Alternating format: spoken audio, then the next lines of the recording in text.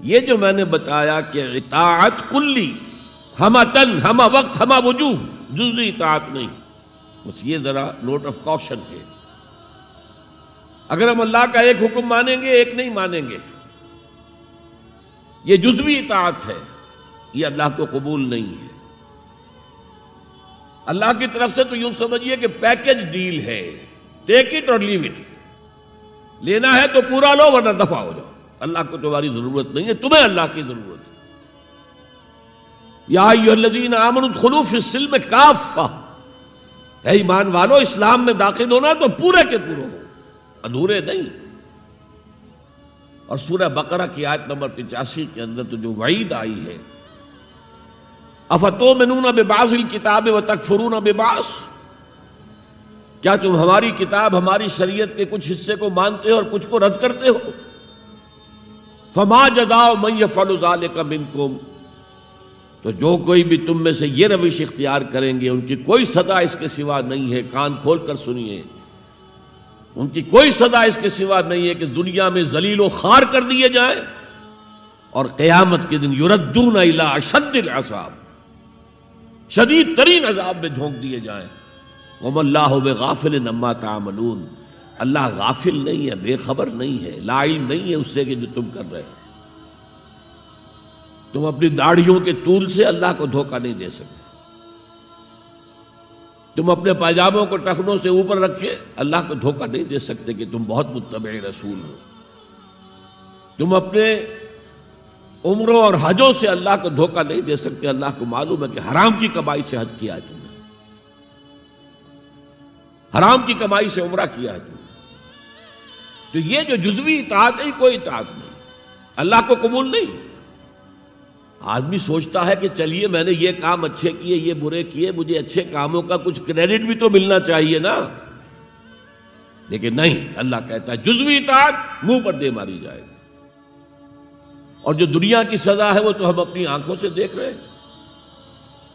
130، 140 یا 150 کروڑ مسلمان دنیا میں ہیں، ذرا اندازہ کیجیے، لیکن ہماری رائے کی کوئی اہمیت ہے؟ بین الاقوامی معاملات میں کوئی ہم سے مشورہ لیتا ہے کیا؟ آپ کا کیا خیال ہے؟ کس نمی پرست کے بھیا کیستی،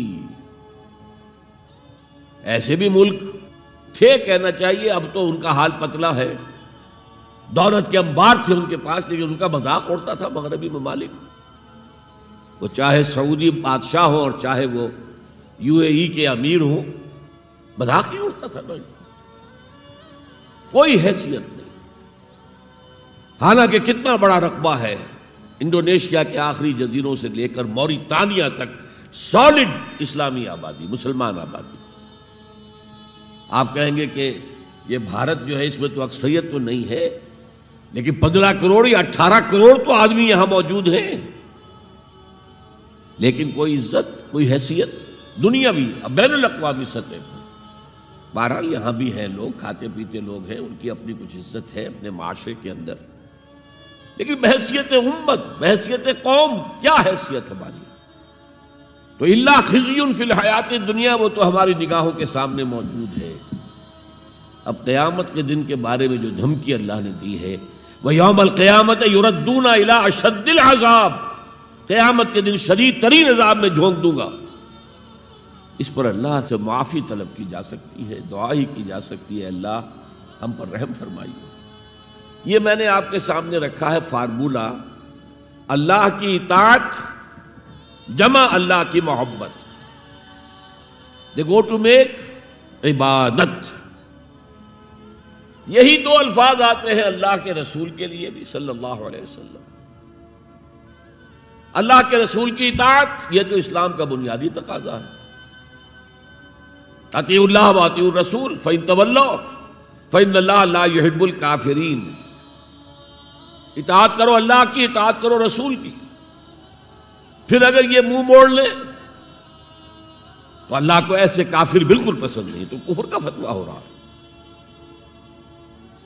لیکن اللہ کے رسول کی اطاعت کے ساتھ محبت کو جمع کیجئے۔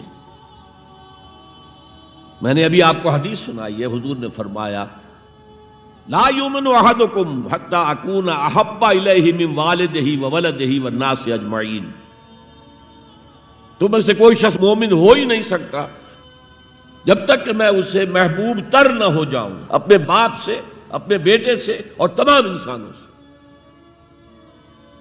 تو اللہ کے رسول کی اطاعت جمع اس کی محبت۔ اس محبت کے ضمن میں ایک واقعہ یاد آیا جس سے اندازہ ہوگا کہ کس قدر اپنائیت تھی، کتنا قرب تھا حضور کے اور حضرت عمر فاروق رضی اللہ تعالیٰ عنہ کے مابین۔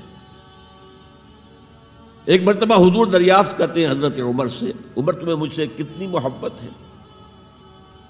اب آپ سوچئے، ذرا سا بھی مغایرت کا باریک سا پردہ بھی اگر کہیں ہو تو کیا یہ سوال کیا جا سکتا ہے؟ تو انتہائی قریبی شخص سے ہی کیا جائے گا، تمہیں مجھ سے کتنی محبت ہے؟ عرض کیا آپ مجھے دنیا کے ہر انسان سے بڑھ کر عزیز ہیں۔ فرمایا اور اپنی جان سے؟ اب ذرا سا توقف کیا حضرت عمر نے، الان ہاں اب میں یہ بھی کہتا ہوں کہ آپ مجھے میری جان سے زیادہ عزیز ہیں۔ تو حضور نے فرمایا اب آئے ہو مقام مطلوب پر۔ تو رسول کی اطاعت جمع محبت، اس کا نام ہے اتباع، پیروی کرنا۔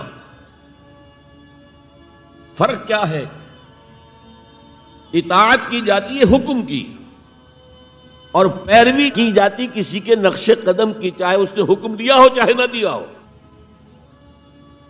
جو وہ کرتا ہو کرنا، یہ ہے اتباع۔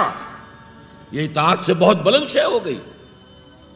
مثال کے طور پر یہ چھوٹی چھوٹی مثالیں، اصل اتباع کیا ہے وہ میں بعد میں عرض کروں گا۔ کوئی ایک صحابی بدو باہر سے آئے، ایک ہی دفعہ حضور کو دیکھا، حضور اس وقت اس حالت میں تھے کہ آپ کے بٹن جو ہے کھلے ہوئے تھے گریبان کے، انہوں نے پھر ساری عمر اپنے گریبان کے بٹن نہیں لگائے۔ میں نے اللہ کے رسول کو اس حال میں دیکھا ہے، میں تو ان کی پیروی کروں گا، حضور نے کوئی حکم تو نہیں دیا تھا۔ تو یہ جو محبت، شدید محبت کے تحت جو بات آئے گی اس کا نام اتباع ہے،